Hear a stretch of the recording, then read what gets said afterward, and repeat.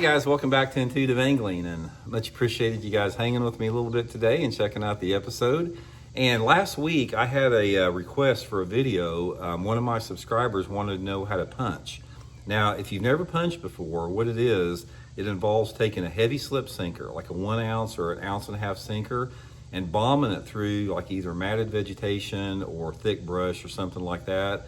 It's a great way to catch giant bass, guys. There's probably been more huge bags of fish caught punching than about any other technique over the past 20 or 30 years. So I'm going to get you guys the whole seminar on how to do this in the episode today. And also, guys, I'm going to be talking about the setup I use, the baits, the sinkers, the hooks. I'll list every one of them individually in my Tackle Warehouse link in this video description. If you guys would like to get set up with a punching system, just use those links there, you can get it. And also, guys, real quick, if you want to taste the best beef jerky you'll ever taste, bar none, try this Bridgeford Sweet Baby Ray, guys. This is the best beef jerky anywhere in the world. I have been to the plant and I see the meat that they use, the quality of meat that they use for this beef jerky. You'd want to fix it for Sunday dinner. It's unbelievable high quality, great boat food. I'll link this, guys, in the description of this video, the product links you'll see there. You can order it through those Walmart affiliate links. They carry it in all the Walmart stores across the country. Big supporter of the sport, guys. Bridgeford supports bass fishing. They support the outdoors. They support conservation. They give back to the sport. It's the most awesome company in the world. Okay, let's get into this now. This whole punching and hole deal. This is a specialty technique. I have my glasses here because I'm gonna have to do it without my glasses, which involves a 1 ounce sinker. I usually use an ounce. A lot of people use an ounce and a quarter or an ounce and a half. This is a specialty sinker, guys, and they ain't cheap. They're tungsten, so you're gonna pay a little bit for these sinkers, but you're using heavy line on them so you don't ever lose them. Once you buy one, they'll last forever. But you got a heavy weight, and then I've got this 4/0 Gamakatsu heavy cover worm hook on it here. And the line on it, now a lot of guys use braided line, and I do sometime too, but let me give you a little bit of tips and advice on punching.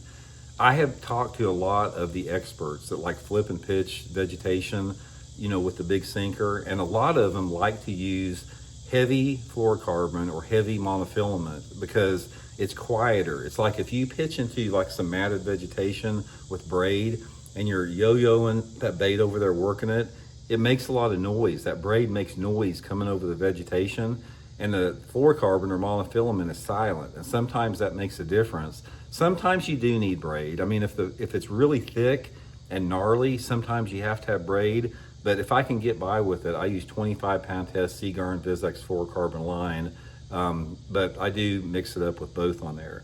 Now, the pegging system on it, you have got to peg this because this is pitching and flipping into heavy cover. You can't have a free slide and slip sinker.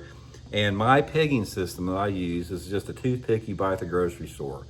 A lot of people use a bobber stopper or something like that, but the reason I like a toothpick is I can adjust the tension of it. If you put a bobber stopper on the end of it, it locks it down. And I actually want this bait to be able to move a little bit like that from it if the fish jumps. Because here's why. If you have this thing locked down and a bass grabs that whole thing, it's got an ounce and a half weight in its mouth. It has a lot of leverage to throw that hook. But if that sinker will slide away from it like that, you're not gonna lose them near as much with that. So that's my setup with the toothpick. And then my favorite bait to use on it is the Zoom Z-Hog. A lot of different baits work, beaver, Z-Hog, craws, something like that. But my favorite is the Z-Hog. I've caught a lot of fish on this. And you hear me talking about a lot of times when you're rigging the soft plastics that you want to come all the way through. You don't want to do this on this bait here. This is one time where I am not coming all the way through out the backside because you're going to get hung up with this heavy weight. So since the fact that you're dealing with heavy line, either braided line or heavy monofilament, and you're close quarters to the fish, you're actually 10 or 15 feet away from it, you can actually get the penetration by putting it in like that, and it'll make it a lot less weedless. So this is the setup that you want to use with it like that. Make sure it's straight, make sure it hangs like that. And I will tell you one thing, guys, that will make a big difference fishing that shallow water. Put you some of this Baitpop on, guys. This Baitpop will get you more bites. Put a little on the end of your finger. I'll put this, that'll be in my Tackle Warehouse description link too. Rub that Baitpop in there. And since that bait is right in that water, right close to the fish, definitely makes a difference in getting strikes. So that's the setup with that. And then I've got it, my setup on it, I got the Megabass Alkalies flipping stick. I got the Cast King MGTI bait cast reel, 11 ball bearings built for stout. All this stuff will be linked to my Tackle Warehouse link in the description of this video. Okay, now you saw the setup there. Now let's talk a little bit about the scenario, where this thing works at, and the exact thing that you need to look for as far as catching them on it. This is a deal, it is a specialty technique. So you've got to have a real narrow criteria for the type of cover that you're going to fish it with. Now, the punching rig, it's gained fame like in Florida. That's where most of the punching goes on, is in Florida. Punching matted cabbage mats, matted hydrilla, matted milfoil, reeds, super thick vegetation that you can't normally get through with a lighter sinker. And also on some lakes like the TVA lakes, when the hydrilla and milfoil gets matted. Some of the Texas lakes that they have it, but anywhere that there's flooded, matted vegetation is going to be the #1 cover with it. What you want to look for with this is you want to try to put that bait in the smallest holes that you can find. A lot of times, some of the holes are this big around and some of them are that big around. You can catch fish flipping it into the mat itself if it's not that thick, but in my own experience, when I look at a mat of vegetation out there, I don't care what the vegetation type is, I'm looking for those holes like that that are about as big as a quarter. Because when you have a hole like that that's like big as a quarter, that gives enough light coming through that grass to put those fish in there where they like to be, in that spot there. If it's that big of a hole in there, sometimes you're not going to get a bite, and sometimes if it's tight and matted, you're not going to get a bite. So look for those little quarter-size holes is going to be the #1 thing with that. This is a technique also where you're going to do better with the straight flipping technique.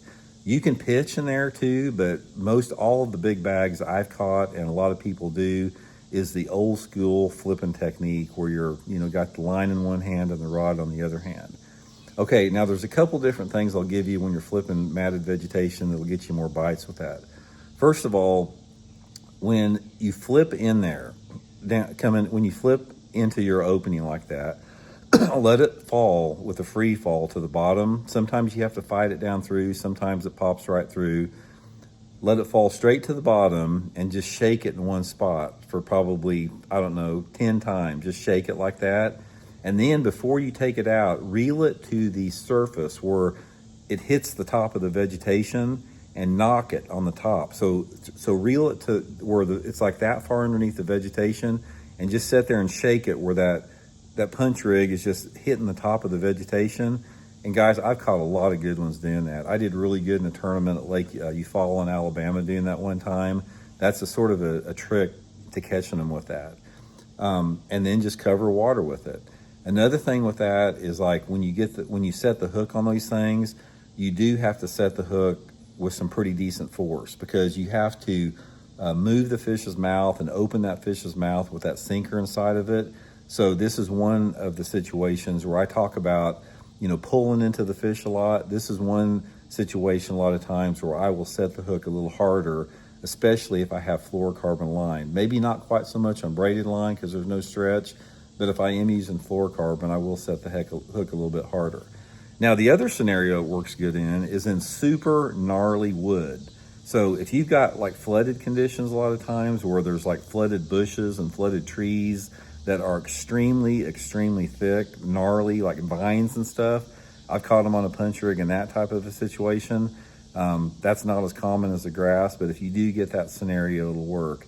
And the conditions it works the best in, it's like if you're fishing grass, it works in a wide range of water temperatures. I've caught them in water temperatures between 50 to 80 degrees in grass. But if you are pitching and flipping into the wood, it seems like it works better in warmer conditions, water temperatures over 75. But anyway, guys, that's just a few, basic tips on punching. It's a specialty technique. It's a fun way to catch them. And when you first do it, it's very awkward because Most people are used to like fishing a 1/2 ounce or a 3/8 ounce sinker on a worm or a Texas rig. And when you put an ounce or an ounce and a half sinker on there, it feels like a brick's falling through the water. So there's a little learning curve to get comfortable with how it feels. So anyway, guys, hope it helps you catch some. We'll talk later.